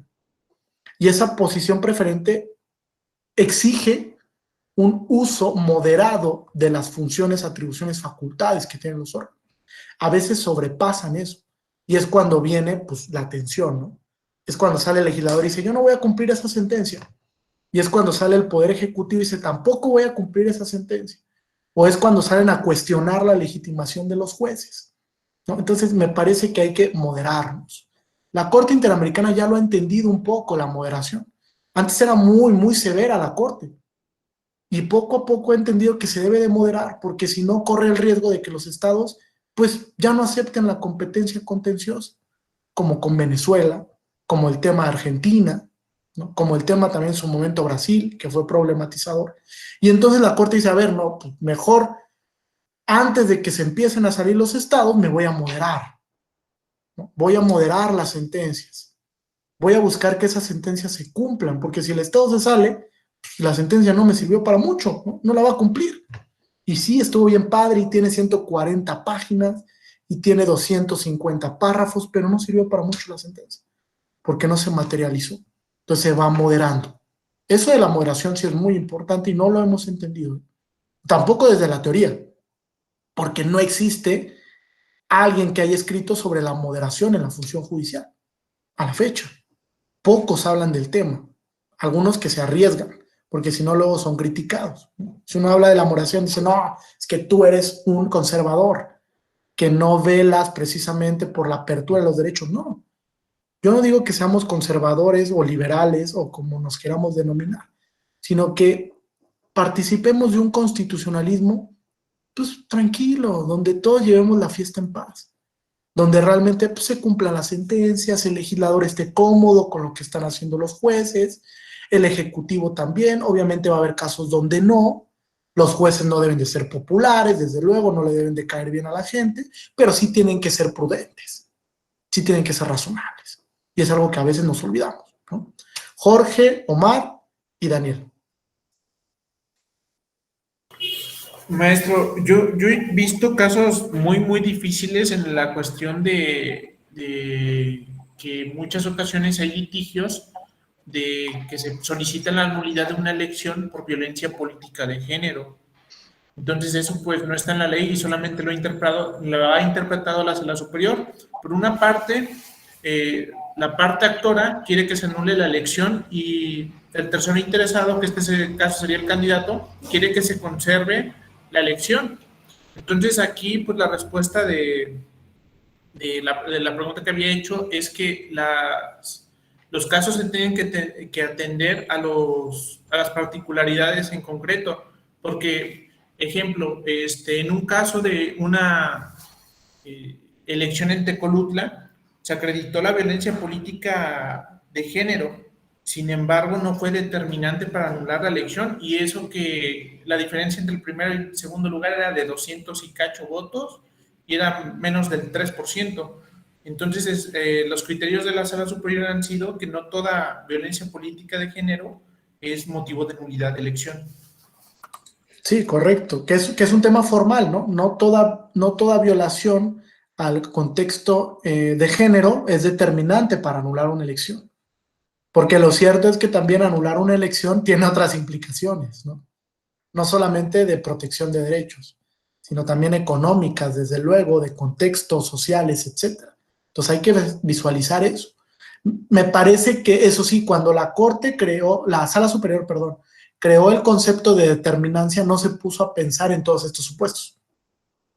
Porque el concepto es con una integración pues ya viejita, ¿no? Donde la determinancia se pensó bajo un contexto diferente, no un contexto de principios como lo tenemos ahorita. Entonces la determinancia tiene que reinterpretarse a la luz de las nuevas circunstancias que estamos viviendo, ¿no? Flexibilizarse, porque a veces es un criterio muy formalista. O sea, la determinancia es sumamente formalista. O sea, si no se cumplen cualitativa y cuantitativamente estos requisitos, no puede haber determinancia para la nulidad de una elección. Sí, pero ahora vamos al contexto de violación de principios, ¿no? Y entonces tenemos que flexibilizarnos sin llegar al grado de una exageración de flexibilización, ¿no? Por la propia indeterminancia de los principios. Volvemos a lo mismo. Violencia política. ¿En qué caso sí es determinante para anular y en qué caso no? Lo vimos en el ejemplo de Tlaquepaque, de Jalisco, ¿no? Violación a un principio, separación iglesia-estado. ¿En qué caso sí es determinante y en qué caso no hay determinancia? Pero ¿quién fija la determinancia a la luz de los principios? El juez. El juez va a decir, por el grado de abstracción del principio, a ver, se vulneró este contenido esencial, y al vulnerarse el contenido esencial provoca la nulidad de la elección porque hay determinancia. Lo valora. Es un ejercicio racionalizado de manera judicial. Ahora, cuando el ejercicio está legitimado, aplausos, Jorge. Qué buena sentencia. Pero cuando el ejercicio no adquiere legitimación y la sentencia es arbitraria, ¿cómo le aplaudimos esa sentencia? No hay manera. Incluso podríamos decir que el actuar del órgano jurisdiccional es contrario al propio contenido constitucional cuando actúa así, porque viola el deber de motivar. Y el deber de motivar es esencial, lo ha dicho la Corte Interamericana en muchos casos, ¿no? El deber de motivar representa una de las premisas muy importantes del acceso a la justicia, la tutela judicial y el debido proceso. Pero a veces no se motiva bien. A veces hay carencia de motivación, sobre todo cuando hay principios. Ya les puse varios ejemplos. Cuando nos equivocamos en la metodología, esa sentencia no está bien motivada. Porque estamos empleando un método que no era aplicable para el caso en concreto. Incluso, fíjense, yo he visto casos donde en abstracto se giran test de proporcionalidad. En abstracto. O se pondera en abstracto. La Corte lo acaba de hacer en una sentencia de acción de inconstitucionalidad. Y no me van a decir que no. ¿Sobre qué caso? ¿Quién lo recuerda? La Corte ponderó en abstracto ahí. ¿Quién se acuerda del tema? ¿No? Es un caso que acaba de resolver hace poquito, donde incluso definió el contenido de un derecho la Corte.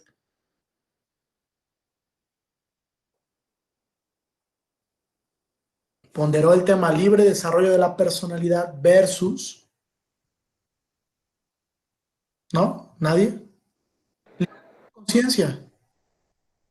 La Corte lo acaba de resolver, el tema de objeción de conciencia. ¿Y qué creen? La Corte se atrevió en abstracto a ponderar. Ponderó ahí la Corte.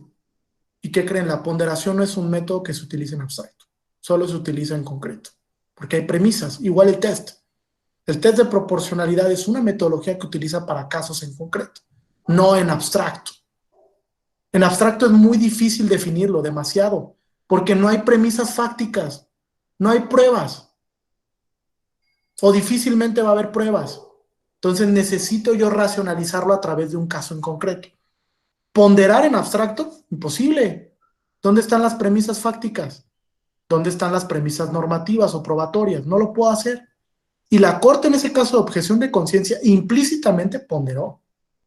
Porque es que puede haber casos donde la objeción de conciencia entre en colisión con pues, el libre desarrollo de la personalidad, por ejemplo. En un tema de aborto, oye, Corte, no puedes definir así un tema de inconstitucionalidad de normas en abstracto. No puedes. Si fuera en concreto, pues sí, hazlo. Pero en abstracto no. Entonces, esa sentencia carece de debida motivación, ¿no? Hay un uso arbitrario del ejercicio de la función jurisdiccional. Complejo, ¿no? Bien, a ver, para que vayamos cerrando este primer ejercicio que fue como de desahogo, ¿no? ¿Se sintieron relajados? Yo sí, me desahogué un poco sobre todos estos temas que hay en la actualidad. Fíjense, debemos de entender dos cosas, y con esto les voy a dejar un texto que quiero que lean para el día de mañana, para entrar un poquito más ya en contexto de pues, lo que acuña al test, ¿no? Al test propiamente. Primero, no es lo mismo normas principio que normas reglas que normas directrices, ¿correcto? Hay una distinción clara. Normas principios son normas que podríamos llamar optimizables, que admiten ciertos límites, pero que tienen un cierto grado de indeterminación o abstracción, donde caso por caso vamos resolviendo hasta dónde llega el principio en concreto. Norma regla es una norma que tiene una estructura cerrada que implica un hacer o no hacer, que se respete el contenido de esa regla y que cuando hay un posible conflicto en su configuración, acudimos a la subsunción, por regla general, ¿no? O a los métodos de jerarquización de las reglas. Y las directrices, siguiendo un poco la estructura del profesor Dworkin, son normas que te fijan un objetivo a alcanzar de tipo económico, social, cultural, político, ¿no? Es una regla que tiene un cierto grado de temporalidad que únicamente va a estar vigente cuando se logre ese objetivo.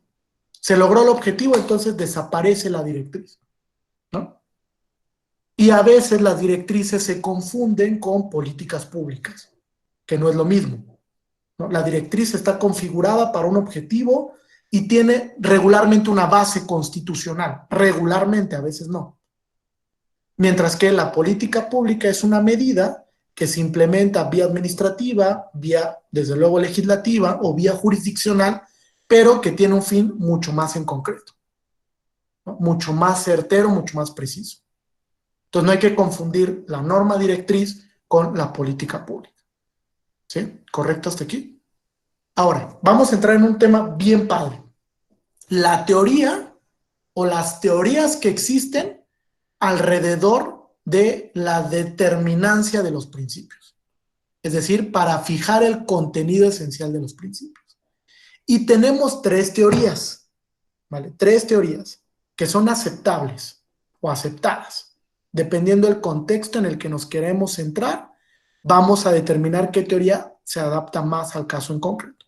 Yo me voy por la teoría mixta, la teoría que abona que el contenido esencial de los derechos se crea por el legislador y por los jueces, ¿vale?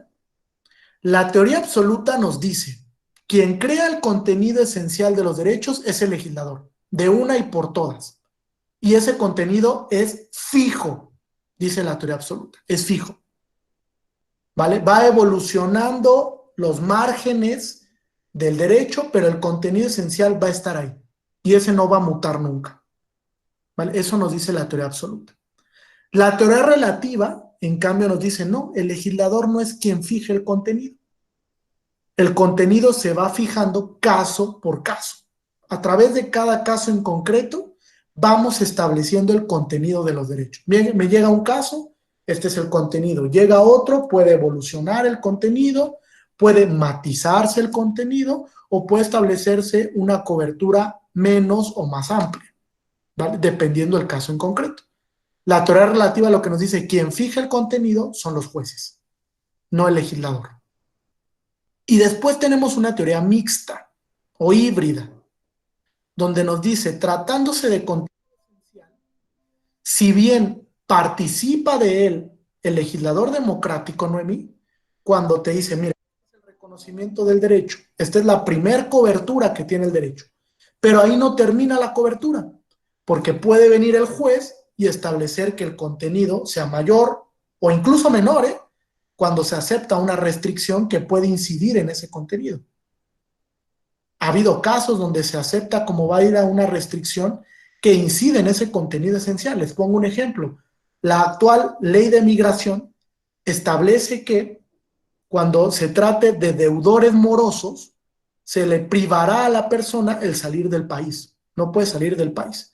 Es una restricción a los derechos o a las libertades de movilidad y tránsito. Incluso hay la posibilidad de que se le retenga su pasaporte o su visa para que no pueda salir del país hasta en tanto cumpla con la obligación alimenticia, ¿sí? O alimentaria. Esa es una restricción. Es una restricción, fíjense, modulada, ¿no? Porque es temporal. Muchos dicen, bueno, paga y entonces sí, ya regresa el contenido integral de estas libertades que se vieron restringidas. Pero depende del contexto. Cuando el padre no tiene para pagar, entonces ya no se modula la restricción. Ya es una restricción prácticamente absoluta. Si no tienes para garantizar los alimentos, no vas a poder desplazarte fuera del país. Entonces es una restricción que genera una vulneración ya un poco más gravosa. que si lo pensamos desde el inicio. Ahora, esa restricción incide en el contenido esencial del derecho a la movilidad y del derecho a la libertad de tránsito, es decir, redujo el contenido esencial. Entonces, la Corte valida la restricción a través de un test de proporcionalidad y en el momento en el que la valida, implícitamente, ¿qué creen que hace? Reduce el contenido esencial del derecho. Entonces, también la Corte puede establecer cuándo el derecho en su contenido esencial se amplía y cuándo se reduce a razón de una restricción que declara constitucionalmente válida o legítima, ¿vale? Hay una posición de Aaron Barak que dice, si la restricción incide en el contenido esencial, es inconstitucional. Esa es la posición de Barak. Pero la posición de la Corte es, no, puede incidir moduladamente. Les pongo otro ejemplo, ¿no? La Ley General para prevenir y erradicar la violencia contra la mujer establece una medida de ocupación temporal del domicilio conyugal a la mujer que sufrió violencia en el hogar. Es una medida precautoria, ¿vale? Que dure el proceso. Esa medida restringe la posesión del cónyuge varón, ¿correcto? También la Corte giró un test de proporcionalidad respecto de esa medida legislativa, que es una restricción general. Y la Corte dice, fíjense, la Corte sí lo valora, pero pues, podemos estar de acuerdo o no. Dice la Corte, pues la restricción es mínima, porque se te vulnera la posesión solamente lo que dura el proceso. ¿Y cuánto dura un proceso? Y si el proceso dura 5 años, pues ya no fue tan mínima la restricción, ¿eh? Y si el proceso dura 10 años, pues la restricción ya no fue tan mínima, ni tan trivial como lo dijo la Corte. Entonces esa restricción puede incidir en el contenido esencial. Y la Corte, cuando valora el caso en concreto, reduce el contenido esencial del derecho de posesión. Porque dice, bueno, sí tienes libertad de generar la posesión sobre ciertos inmuebles, pero en este caso se generó una restricción válida desde el punto de vista constitucional que tiende a proteger pues, la integridad personal de la mujer, que es el fin constitucionalmente válido, ¿no? Entonces sí se va reduciendo, ¿se dan cuenta? Cuando la Corte valida la restricción, de alguna manera incide a veces en el contenido esencial. A veces no, pero en algunas ocasiones sí puede llegar a incidir. Entonces, si tomamos la posición de Aaron Barak, todas esas restricciones serían inconstitucionales. Pero bajo la teoría jurisprudencial de la Corte, no. Puede darse supuestos en el que las restricciones sean válidas. Y la pregunta aquí sería, partiendo de esa teoría absoluta, de esa teoría, perdón, mixta, que de la que hablamos, ¿las restricciones absolutas serían válidas en un contexto constitucional o no? Les pongo un ejemplo, el consumo lúdico y recreativo de la marihuana, del que hablaba Carla. Había una restricción absoluta en la Ley General de Salud, que decía, bajo ningún supuesto, tú puedes consumir de manera lúdica y recreativa la cannabis. Bajo ningún supuesto. La Corte, cuando analiza la restricción, pues la declara inconstitucional porque dice que es muy severo, el grado de afectación del derecho al libre desarrollo es muy severo frente al grado de beneficio que tiene el derecho a la salud, ¿no? Incluso desde antes la declara inconstitucional cuando establece que hay medidas alternativas igualmente idóneas para garantizar la salud y generar una menor lesión en el libre desarrollo de la personalidad, ¿no? Pero la Corte no resuelve la pregunta esencial que era, ¿las restricciones absolutas son válidas o no son válidas? Porque hay muchas restricciones absolutas en el contexto del sistema jurídico mexicano. Incluso, fíjense, restricciones absolutas de orden constitucional. Nada más equivocado que eso. Aaron Barak dice, las restricciones no tendrían por qué estar en la Constitución, porque eso no permite analizar la constitucionalidad de la medida. Las restricciones, por regla general, tienen que estar en normas infraconstitucionales, porque eso permite un contraste. Contraste, fíjense, regla versus principio. Regla contra principio. Y entonces puedo girar una metodología para definir si la restricción es válida o no lo es. Pero si la restricción está en el orden constitucional, por lo menos en sede nacional, no la puedo analizar para verificar su compatibilidad, porque no hay ningún mecanismo para enjuiciar la propia Constitución. En sede nacional, ¿puedo acudir al sistema interamericano? Sí, cuestionar en el sistema interamericano la convencionalidad de esa restricción constitucional, pero en sede nacional no lo puedo hacer. Entonces, consejo, las restricciones deben de estar siempre por debajo del contenido constitucional. Sí tener una remisión o base constitucional, sí, pero no que la cobertura se dé desde el ámbito constitucional, porque eso no permite girar el test. Y no permite verificar si hay legitimidad, proporcionalidad, razonabilidad en esa restricción. ¿Sí? Entonces, ¿con qué teoría nos quedamos? ¿Con la teoría absoluta, con la teoría relativa o con la teoría mixta? A ver, ¿alguna opinión al respecto? Y les mando el texto para la sesión del día de mañana. ¿Qué teoría es más acorde al sistema jurídico mexicano? ¿Sí, Carla? Yo comparto con ustedes la mixta. Ahora sí que en ocasiones, como le mencionaba hace rato, no hay que ser tan extremistas ni muy apegados, bueno, sí apegados a la norma, pero también viendo caso concreto, tratados y todo en conjunto, ¿no? Para poder garantizar o poder resolver de manera más adecuada la necesidad o a las circunstancias que se estén viendo en el caso. Ok, excelente. Omar. A mí me parece que todo esto también tiene que verse con lentes de filosofía, ¿no? ¿Hay determinantes en el universo? No hay determinantes. Quiere decir que no hay absolutos. Entonces, hay condicionantes. No puede haber ningún absoluto desde el punto de vista filosófico. Y lo que comentaba sobre el test de proporcionalidad en abstracto, por ahí me parece que hay un mensaje en revisión 173-2018, si no me equivoco, que es sobre los derechos de los animales y en concreto, bueno, en específico, perdón, sobre las peleas de gallos. Y ahí me parece que la Corte corre muy bien el test porque precisamente dota de contenido esencial los derechos que alega el recurrente violado, y es entonces como lo corre el test de proporcionalidad. A mí me parece que esa es la única sentencia donde en abstracto me parece bien corrido el test. Ok, bien.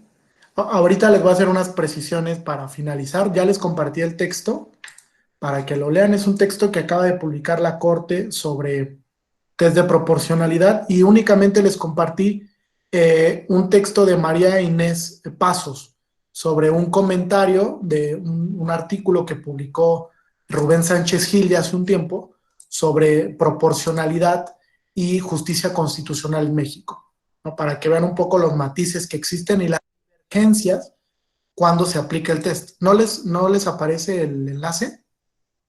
Bueno, es que a mí no me aparece. Ah, Solamente a mí. sí, a ver, lo copio y lo vuelvo a mandar. Gracias. Ahí está. Me indica, sale Salma antes de que terminemos. Wilfrido, adelante, Wilfrido.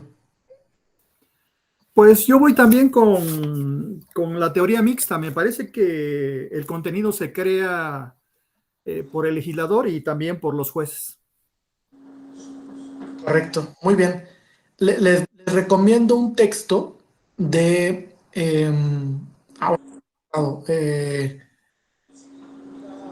Fernando Silva, ¿vale? Que se llama Aplicación práctica del test de proporcionalidad y la ponderación.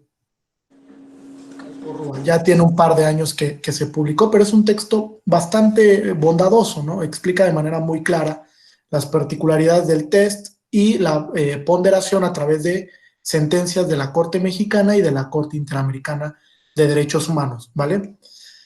Bien, entonces nos quedamos todos, entiendo, y si no, es un democrático con la teoría mixta, ¿no? Que es la que se ajusta un poco a las necesidades del sistema jurídico mexicano, por lo menos. Donde el legislador participa de la configuración del contenido, pero también el juez, ¿no? El juez es activo y a través de los casos en concreto, con las premisas que va analizando, pues va determinando también contenido esencial de diversos principios, de diversos derechos fundamentales. ¿Sí? Bien, les compartí el texto y les voy a compartir, una sentencia que me gustaría que leyeran, si es posible, si les da el tiempo, si no la vamos a comentar aquí, donde se gira el test de proporcionalidad de una manera muy asertiva. Fíjense, es una de las sentencias que más me gusta cómo han girado el test. Es el caso Lagos del Campo contra Perú, de la Corte Interamericana de Derechos Humanos. Si pueden echarle un ojito para que vean la metodología que se ocupa en el sistema interamericano, es una sentencia donde hay un test muy, muy puntual, muy finito, ¿no? También vamos a cuestionar aquí, porque la sala superior a veces, y la mayoría de los tribunales, fíjense, los grandes errores, y con esto voy cerrando, del test de proporcionalidad cuando se gira. Uno, sí, Salma. Perdón. Hay dos graves errores que se cometen. Uno, que no se sigue un orden lógico de las gradas y los subprincipios. No hay un orden lógico, ¿no? Hay tribunales que se van directamente a la necesidad, hay tribunales que se van a la idoneidad y no pasan por el fin, hay tribunales que, por ejemplo, ocupan el subprincipio de legalidad, otros que no lo hacen, depende del tribunal, pero no hay un orden lógico en la estructura del test. Primer error, metodológico, porque si es un quick, es un método, lleva un orden, ¿no? Un orden de prelación lógico. Dos, los métodos están inacabados. La sala superior, en varias ocasiones, cuando gira el test, llega hasta la grada de la necesidad y con eso declara la constitucionalidad de la medida. Y me preguntará LOL, ¿y la proporcionalidad en sentido estricto dónde quedó? ¿Dónde ponderó la sala superior para determinar que esa medida legislativa respetaba todo el test de proporcionalidad como metodología? ¿No? O incluso, y este es un grave error, fíjense, en una ocasión la sala superior validó una restricción que se creó jurisprudencialmente. Es un grave error, porque las restricciones se tienen que configurar a través de un debate democrático. Ahí sí estoy totalmente en desacuerdo. Si se crea una restricción vía jurisprudencia, es inconstitucional, porque no supera el principio de legalidad, el subprincipio de legalidad. El subprincipio de legalidad, siguiendo a Aaron Barak, implica que todas las restricciones a derechos se configuren a través del debate legislativo. En el pleno del debate, donde está álgido, donde el legislador participa y dice por qué sí o por qué no, tiene que configurarse la restricción.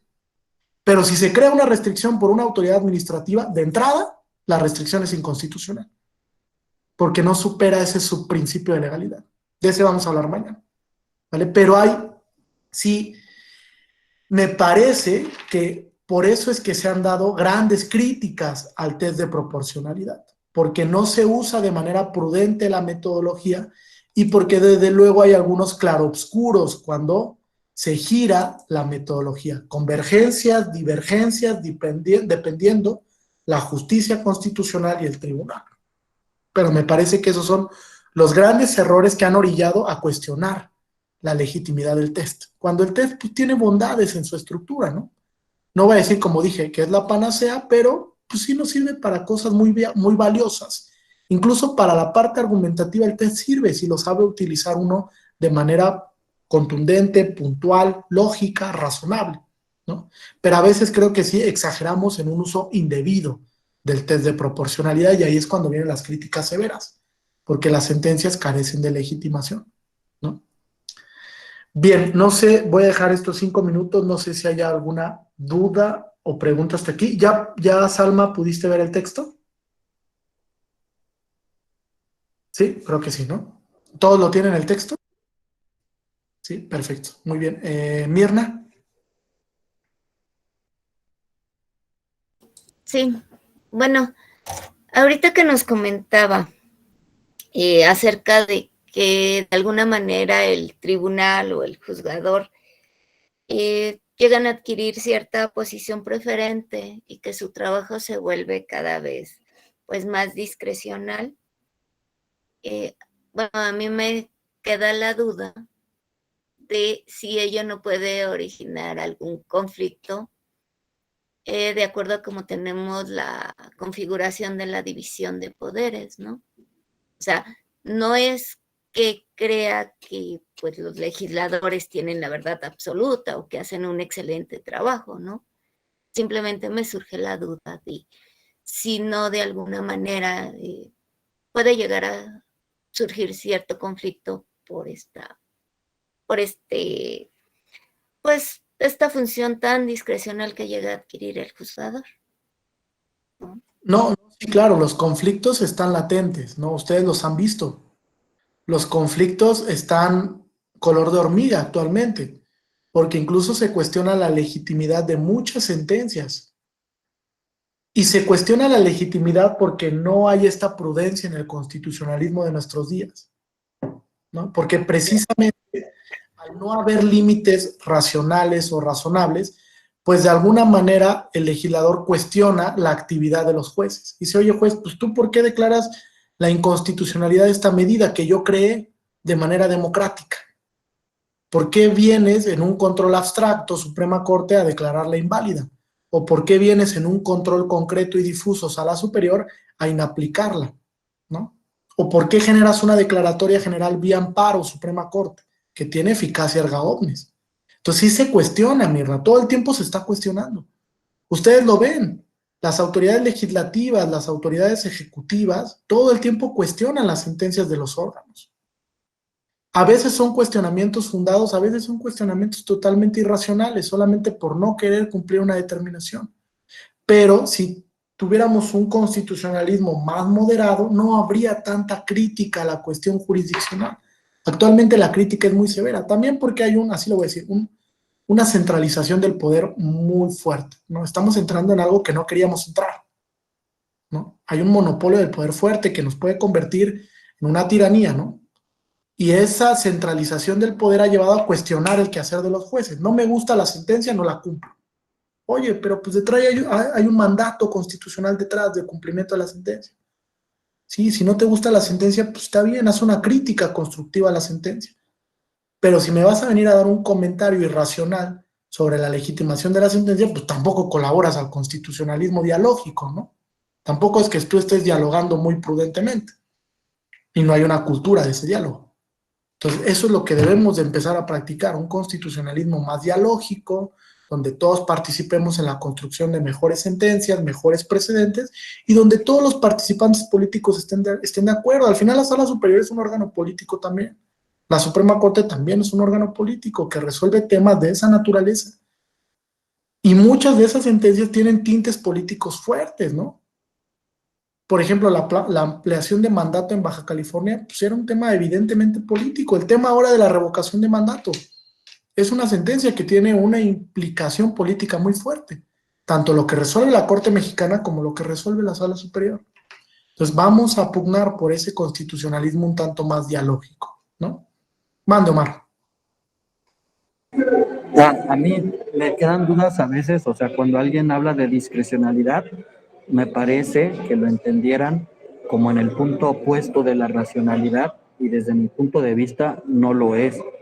O sea, que algo sea discrecional es que en un principio es subjetivo, pero así empieza todo lo que después sea subjetivo, de manera subjetiva. O sea, estamos siempre en presencia de ciclos que se repiten y se repiten y se repiten. O sea, porque cuando algo se hace objetivo, por ejemplo, en la comunidad jurídica, es subjetivo de la comunidad parlamentaria.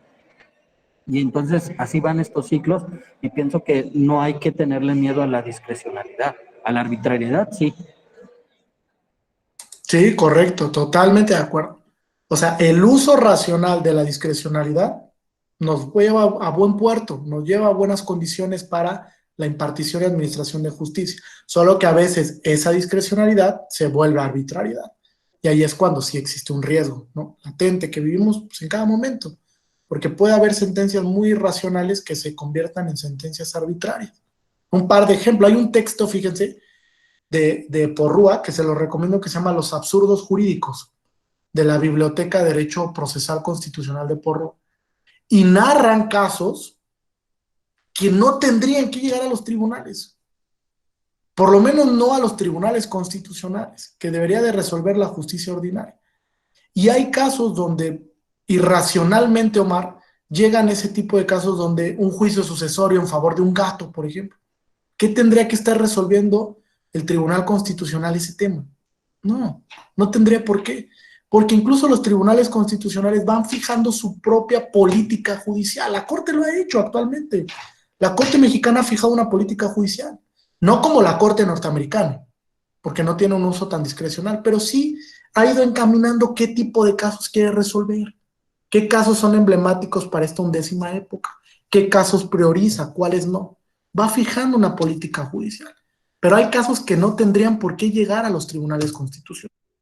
Les recomiendo ese libro, que se llama Absurdos Jurídicos, de la Biblioteca de Derecho Procesal Constitucional de Porrúa. Bien, Daniel, ¿algún comentario para cerrar? ¿No? Bueno, entonces, si no hay más, gracias por la atención. La sentencia que alguien me preguntaba es Lagos del Campo contra Perú. Solo la parte del test, ¿vale? Solo vean la parte del test de proporcionalidad, cómo lo giró la Corte Interamericana, ¿vale? Y ya mañana vemos otros ejemplos y ya la metodología, cómo se va empleando por parte de la Suprema Corte y de la Sala Superior esta metodología, ¿vale? ¿Alguna duda o pregunta hasta aquí? ¿Comentario? ¿Les gustó la clase? ¿Cambiamos algo? Sí, Jorge. Maestro, ¿algún libro o algún sentencias que nos pueda compartir para aprender a usar y diferenciar los diferentes tipos de test o métodos para una sentencia? Sí, hay una sentencia, ahorita no recuerdo el número, mañana se las traigo de la Corte, donde diferencia los diferentes niveles de escrutinio, desde el escrutinio estricto, medio y simple, ¿no? Que son los 3 niveles de escrutinio. Y ahí la Corte te dice, bueno, el escrutinio estricto se gira en estos casos, el escrutinio medio en estos casos, y el escrutinio simple en estos. Mañana se los mando. Es una sentencia que está relacionada con los temas de mandato de investigación que tiene el Ministerio Público. Por ahí la Corte resolvió un tema facultativo y estableció que cuando se trata de facultades expresas de la Constitución es un escrutinio estricto. Entonces, para llegar a eso tuvo que definir el escrutinio simple, el escrutinio medio y el escrutinio estricto.